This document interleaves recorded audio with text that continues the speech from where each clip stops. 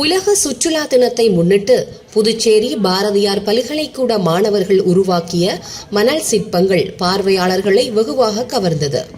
இந்த மணல் சிற்பங்களை ஏராளமான சுற்றுலா பயணிகள் மற்றும் பொதுமக்கள் கண்டு ரசித்தனர். உலக சுற்றுலா தினத்தை முன்னிட்டு புதுச்சேரி அரசு சுற்றுலாத்துறையும் பாரதியார் பல்கலைக்கூடமும் இணைந்து நடத்திய 2 நாள் மணல் சிற்ப கண்காட்சி பாண்டி மெரினா கடற்கரையில் நடைபெற்றது. இதில் பாரதியார் பல்கலைக்கூடத்தில் நுண்கலை பயிலும் 120 மாணவ மாணவிகள் பங்கேற்றனர். உலக சுற்றுலா தினத்தை முன்னிட்டு புதுச்சேரி அரசின் சுற்றுலாத்துறையும் மற்றும் புதுச்சேரி அரசினுடைய பாரதியார் பல்கலைக்கூடமும் இணைந்து இந்த 2 நாள் மணல் சிற்ப முகாமை நடத்தி கொண்டிருக்கிறது.